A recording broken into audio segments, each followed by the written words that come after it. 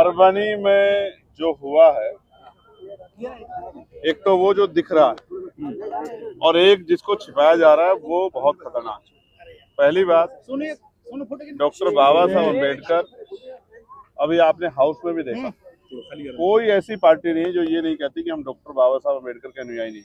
सारी पार्टियां कहती हैं कि हम उनका सम्मान करते हैं। इधर अब यहाँ परभनी में डॉक्टर बाबा साहब अम्बेडकर के स्टैचू को और संविधान की प्रतिकृति को जिस तरह नष्ट किया गया, और किसने किया? एक जो मोर्चा निकला था उसमें आए हुए एक वर्कर ने, वो उसको लेके आया। अगर वो पागल था, मानसिक रूप से सही नहीं था, तो वो उसको मोर्चे में लेके क्यों आए? वो कोई भी बड़ी घटना घट सकता है, वो किसी महिला को नुकसान पहुंचा सकता था, वो किसी घर में घुस सकता था, तो जो लेके आए वो बराबर के दोषी। तो ये तो एक चेहरा है, लेकिन इसके बाद जिन लोगों ने निषेध किया उस पे, उन पर सब पे जिस तरह पुलिस ने कार्रवाई की, घर से निकाल के निर्दोष बच्चों को जो नहीं भी था पकड़ के मारना, सिर्फ बाबा साहब अम्बेडकर की टैटू बना हुआ है हाथ पे, जय भीम लिखा हुआ है, महामानव लिखा हुआ है, भगवान तथागत बुद्ध का स्टैचू वो टैटू बना हुआ है, सिर्फ इस आधार पे, यानी कि टारगेट करके, पहचान करके, जिसके गले में नीला पटका है, ये जो मारने का काम हुआ। और सिर्फ पुरुषों को या नौजवानों को नहीं, महिलाओं को, 14 साल की बच्चियों को, हमारी वो महिलाएं जो वीडियो बना रही थी, और मेरे पास वीडियो एविडेंस है, मैंने देखा कि उनको किस तरह से पीटा गया, जिस तरह से पुलिस हिरासत में हमारे नौजवान पढ़ने वाले बच्चों के साथ, और सोमनाथ के साथ जो हुआ, सोमनाथ, मुझे बताया गया ऑन रिकॉर्ड कि सोमनाथ हाथ जोड़ता रहा, कहता रहा कि मेरा पेपर है। उन्होंने कहा तेरा पेपर ही निकालेंगे, तेरा पेपर यही होगा, तेरे ऊपर इतनी धार लगाएंगे। एक महिला, मैं नाम भी नहीं ले पा रहा हूँ, हमारी बहन, जिसने वीडियो रिकॉर्ड किया, इसलिए उसको मारा, और मेल पुलिसकर्मियों ने मारा, पुरुष पुलिसकर्मियों ने, और उसने कहा कि मुझे वॉशरूम जाना है, तो उन्होंने इतना मारा कि उसका पेशाब वहीं निकल जाता। ये जो अन्याय है, जो नहीं दिख रहा है, जो घर में घुस के जो है, जो चच्चा बहनें थी, तो उनके वो घर से निकल के कमरे बाथरूम में घुस के, तो बाथरूम का गेट तोड़ दिया, वहीं जाके मारा। ये जो जुल्म किया है, इसको हम लोग स्वीकार नहीं करेंगे। मैं सरकार को चेतावनी देने आया हूँ कि हम लोग कमजोर लोग नहीं। अगर उन पुलिस कर्मियों पे जिन्होंने हमारे भाइयों के पैर तोड़ दिए, हाथ तोड़ दिए, अगर उन पे मुकदमे दर्ज हो गए, उन पे कार्रवाई नहीं हुई, तो हम लोग चैन से बैठने वाले नहीं। हम लोग इसके खिलाफ दिल्ली में एक बड़ा मोर्चा निकालेंगे, और यहाँ महाराष्ट्र में बड़ा मोर्चा निकालेंगे, देश भर में। और साथ साथ हम लोग एडी चोटी का जोड़ लगाएंगे। जब हाउस चलेगा हम इस मामले को उठाएंगे। मैं SC/ST वेलफेयर कमेटी का भी, जो जिसको मिनी पार्लियामेंट कहते हैं, उसका भी मेंबर हूँ।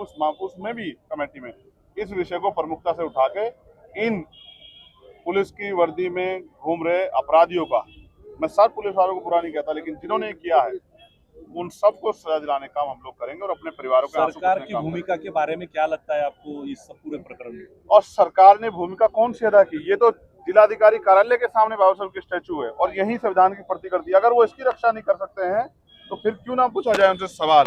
और जिस तरह से अभी तक FIR दर्ज नहीं हुई है, जिस तरह से हमारे लोगों के खिलाफ 6-7 FIR दर्ज की गई है, निर्दोष जो मौके पे भी नहीं थे, पढ़े लिखे नौजवानों को जिस तरह से टारगेट करने का काम किया गया, जाति धर्म देख के, ये सरकार की देखरेख में हो रहा, क्योंकि पुलिस वही करती है जो सरकार कहती है।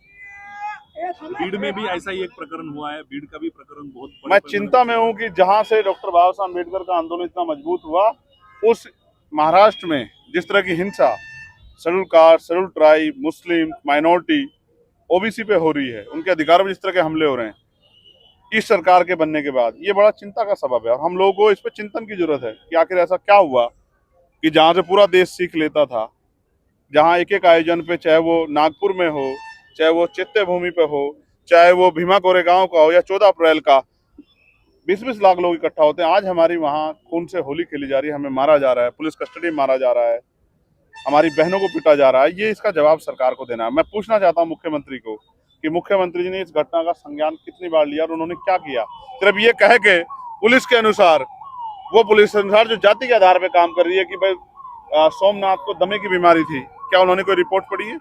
क्या उनके पास PM रिपोर्ट है? पुलिस ने उसके परिवार को इन्फॉर्म नहीं किया, उनके पास जवाब नहीं इस बात का कि जब उसकी जान चली गई, उससे पहले, अरेस्टिंग के बाद क्यों नहीं 24 घंटे के अंदर इन्फॉर्म किया गया?